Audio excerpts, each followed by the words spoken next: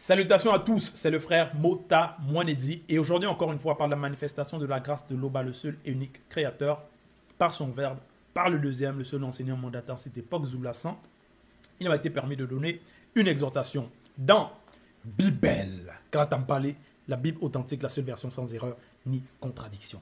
Donc, aujourd'hui dans cette exhortation, on va aller dans le livre de Munaganda, appel à la conscience connue. Donc, Munaganda, il est connu sous le nom de Jacques dans les Bibles falsifiées. Mais ici, son histoire est restaurée. Ses propos aussi. Munaganda, il était noir. Et donc, c'était un apôtre de Dieu qui s'appelle du vrai Christ noir.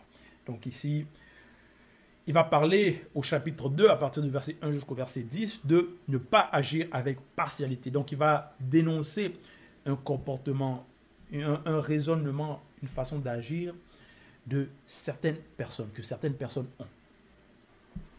Donc, ne pas agir avec partialité. Il dit ceci au verset 1. Mes frères et sœurs, virgule. Oui, parce que Munaganda, comme aussi les autres apôtres, il exhortait ceux qui écoutaient le message, ceux qui ont accepté la vérité, les enseignements. Et ceux qui sont sur le chemin de la sanctification, sur le chemin de l'Ongela Bundea. Donc, en notre époque, donc nous recevons les enseignements de Zoulasan pour notre bien, pour nos trois êtres, pour notre purification, notre sanctification. Pour que justement nous puissions être, donc pour que nous soyons de nouvelles personnes, agir selon le verbe et connaître cette vie éternelle, l'Ongela Bundea. Donc, Munaganda, il dit, mes frères et sœurs, virgule, que votre foi en l'Oba soit libre de toute discrimination selon le verbe. Point. Que votre foi en l'Oba.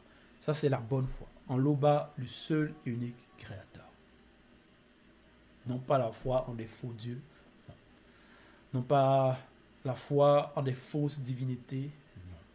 Non pas la foi en des théories que non, théories de l'évolution, non. Non pas la foi en des théories bizarres, théories de non, l'univers est apparu à cause du Big Bang, non. Non pas la foi en des faux scientifiques qui disent du n'importe quoi, non. Non pas la foi dans des faux pasteurs qui font du n'importe quoi, qui disent du n'importe quoi, qui ne sont pas mandatés, non. Il dit que votre foi en l'Oba soit libre de toute discrimination selon le verbe. Point. La discrimination, qu'est-ce que la discrimination? Quand on discrimine, on peut discriminer par rapport aux richesses, à la situation financière de quelqu'un. Si quelqu'un est riche, l'autre pauvre, on peut discriminer, mépriser le pauvre, ou voilà, à cause simplement de ses richesses ou de son manque de richesse. Ça peut être aussi discriminer, tu peux discriminer par rapport à la race de quelqu'un. Donc, parce que cette personne-là est de telle race, automatiquement, tu la détestes. Donc, ça, c'est une forme aussi de discrimination. Ça peut être aussi par rapport à la tribu. Que non, cette personne elle vient de telle tribu, l'autre de cette tribu-là, non, eux, ce sont des voleurs. Non, eux là-bas sont des menteurs. Donc, ça aussi, c'est une forme de discrimination. Ça, c'est le tribalisme, ça, c'est la haine. Voilà, c'est le manque d'intelligence, le manque de connaissance, le manque de sagesse. Donc, il y a plusieurs formes et sortes de discrimination. D'autres aussi, la discrimination, ça peut être, tu peux discriminer par rapport à l'âge. L'âge de quelqu'un, parce que certains peut-être très avancés en âge, l'autre moins avancé, tu peux discriminer, préférer, bon, c'est-à-dire, bon, pas préférer, mais mépriser une personne simplement parce que, tiens, cette personne-là est vieille, tu commences à mépriser la personne, ou non, cette personne, elle est jeune, juste simplement à cause de sa jeunesse, elle ne sait rien, il ne sait rien, bon à rien, voilà, ça c'est aussi mépriser. Ça aussi c'est discriminer. Donc il y a plusieurs formes et sortes de discrimination. Mais Munaganda il dit que votre foi en l'Oba, donc nous qui avons la foi en l'Oba, qui avons la foi verbe de Loba, en ce que nous recevons, ce que nous écoutons, que votre foi en Loba soit libre de toute discrimination selon le verbe. Oui. Il ne doit pas avoir de discrimination. Il ne doit pas avoir de discrimination entre nous. Donc, parce que ceux qui acceptent, c'est la manifestation de la grâce. Ils acceptent pour marcher selon les préceptes. Et donc, dans Ibassi, on doit former une communauté. Verset 2. Prenons un exemple. 2 points. Oui. Prenons un exemple. 2 points. Un homme vient là où vous êtes réunis. Point. Il porte une bague en or et des habits très beaux. Point. Voilà. Quelqu'un peut-être il arrive, il est frais. Les bagues en or, on sait que l'or c'est voilà, c'est un métal précieux. C'est pas n'importe qui peut se procurer de l'or. Des habits très beaux. Point. Donc voilà, la fraîcheur. Parce que les habits beaux aussi, des habits de valeur. Un pauvre vient à la même réunion, virgule. Oui, on sait.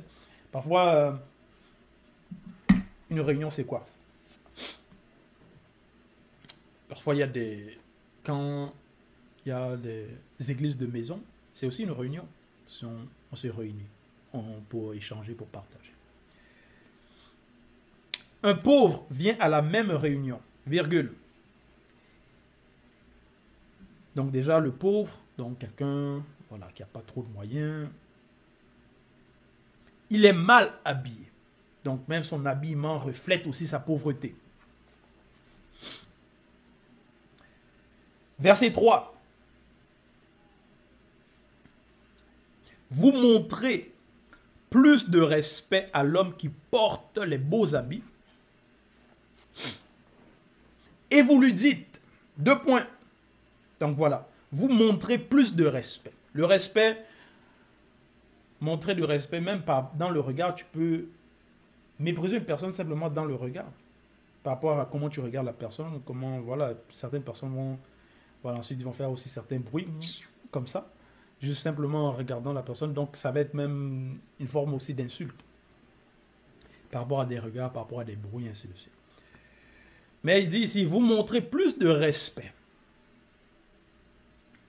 à l'homme qui porte les beaux habits. Donc, l'honneur, le respect. Et vous lui dites, 2 points. Toi, assieds-toi ici, à cette bonne place. Aux pauvres, virgule. Vous dites, toi, reste debout. Ou bien, assieds-toi là, par terre, près de mes pieds. Donc, voilà la discrimination. Voilà le mépris, simplement parce que la personne, peut-être, n'a pas trop de moyens, s'habille, voilà, mal habillée. Mais tu ne vas pas dénigrer la personne, mépriser la personne, dire à la personne, mais assieds-toi par terre. Mais non. Donc, ça, c'est la discrimination. Verset 4. Ne faites-vous pas en vous-même une discrimination, virgule. Oui, ça c'est se discriminer entre nous, parce que Ibassi, comme j'ai mentionné, ça doit être une communauté. Les frères et les sœurs, on doit se respecter. On doit s'aimer les uns les autres.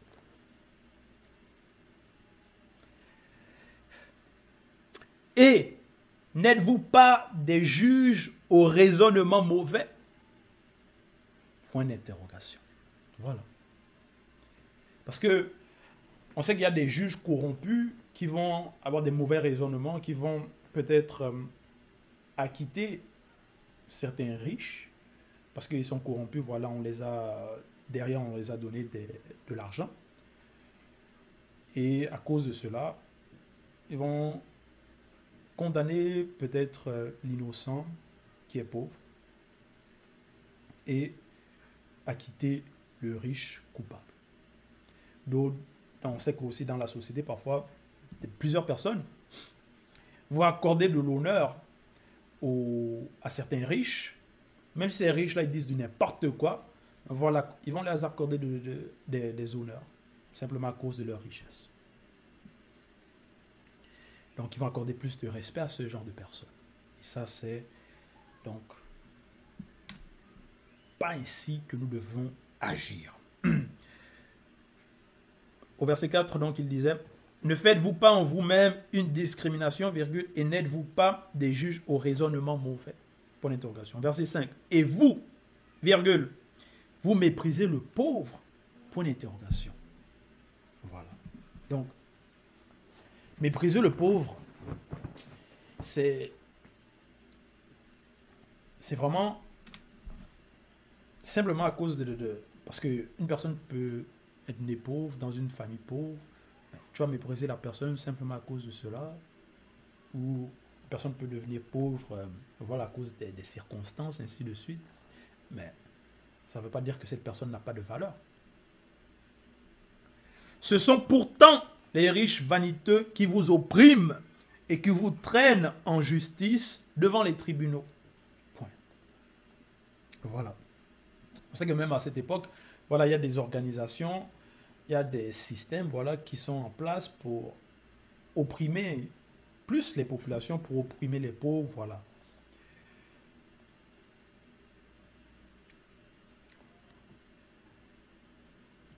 Et si, comme ceux qui sont aisés, qui ont des moyens, qui peuvent se payer des avocats véreux qui vont voilà, savoir comment bien contourner certaines lois, certaines règles. Voilà.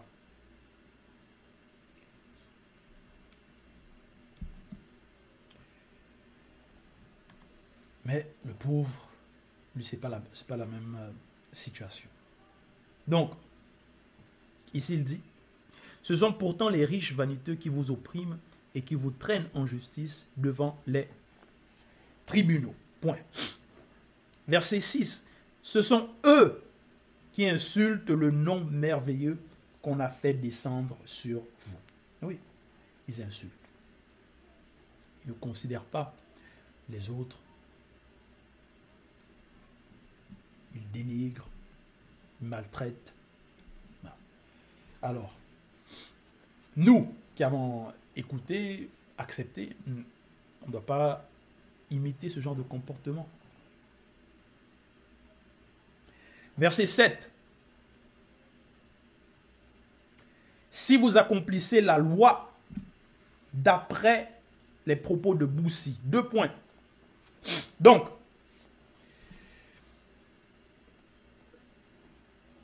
parce qu'il faut accomplir la loi. Ce n'est pas simplement d'écouter les exhortations, lire, non. Il faut accomplir aussi, il faut mettre en pratique. Si vous accomplissez la loi d'après les propos de Boussi, 2 points. Tu aimeras ton prochain qui fait un avec toi dans la vérité de la parole comme toi-même. Donc voilà, ça c'est la loi que Boussi a aussi transmis. Il faut s'aimer les uns les autres. Parce que c'est le même message. Depuis Boussi jusqu'à Mounanganta, c'est toujours le même message. S'aimer les uns les autres, mettre en pratique les lois, les recommandations, les préceptes. Être de bonnes personnes. Se sanctifier. Éviter les mauvais comportements. Voilà. Les mauvaises pensées, les mauvais désirs. Voilà. Ne pas imiter voilà, ceux qui marchent selon l'homme charnel. Verset 8. Bon, avant de lire le verset 8, au verset 7, il est écrit « Tu aimeras ton prochain qui fait un avec toi dans la vérité de la parole comme toi-même. » En aimant le prochain, ça veut dire ce que tu ne voudrais pas qu'on te fasse, tu ne vas pas aussi faire ça à ton prochain, à l'autre. C'est-à-dire, si toi, tu ne veux pas qu'on te dise, toi, tiens, toi là, assieds-toi par terre, hein, simplement à cause de tes richesses, mais tu ne vas pas faire ça à l'autre. Tu ne veux pas qu'on te méprise ou qu'on taillisse, simplement, peut-être parce que tu es d'une certaine race, ou tu viens d'une certaine tribu, bah, tu ne vas pas faire ça à l'autre aussi. On sait aussi que nous sommes au temps de la grâce où la manifestation de la grâce est aussi apportée aux autres races. Donc, dans les Bassi, on ne va pas mépriser que non, parce que cette personne-là, elle est blanche, non, cette personne-là, elle est sans mêlée. À cause de cela, on va mépriser la personne. Non. À cause de cela, on va accorder plus d'honneur aux autres. Non. Ce n'est pas ainsi que nous devons agir.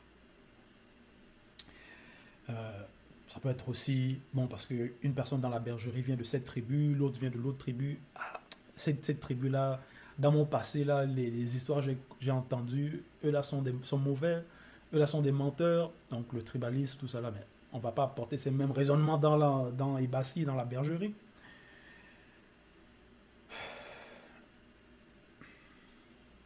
Donc voilà. Verset 8. Mais si vous vous livrez à la discrimination entre vous, virgule, vous commettez un péché, virgule. Voilà, se livrer à la discrimination, c'est la désobéissance, c'est le péché. Vous êtes convaincus de transgression par la loi. Ouais, c'est la transgression. Verset 9. En effet, virgule, celui qui désobéit à un seul commandement de la loi, virgule, même s'il obéit à tous les autres, virgule, il se rend coupable à l'égard de toute la loi.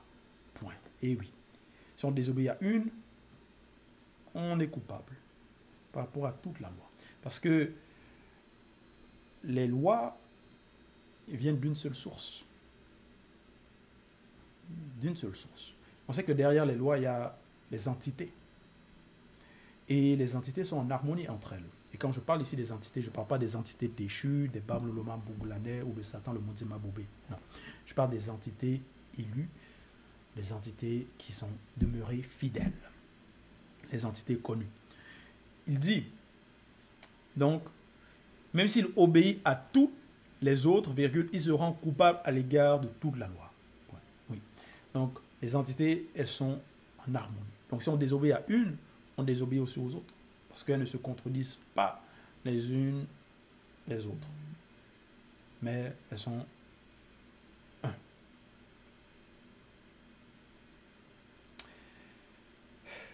Verset 10. Parlez et agissez comme devant être jugés par une loi de liberté, virgule, car le jugement est sans miséricorde pour qui n'a pas fait miséricorde. Point. La miséricorde triomphe du jugement. Point. Voilà. On sait que les lois du Verbe de Loba, c'est la liberté, c'est la paix, c'est l'harmonie, c'est l'amour. Et c'est quand on va contre cette loi-là, contre les lois, qu'on apporte la discrimination, la haine, la jalousie, le racisme, tout ça là, c'est ça qui est contre nature, c'est ça qui est contre la liberté selon le Verbe. Donc, voilà. Et ici, il dit la miséricorde, car le jugement est sans miséricorde pour qui n'a pas fait miséricorde. Point. Oui. Il faut aussi apprendre à parce que la miséricorde, c'est aussi le pardon. La miséricorde triomphe du jugement. Voilà. Donc, voilà, c'était le message, l'exhortation. Toute gloire et tout honneur à Loba, le seul créateur unique, vrai et véritable.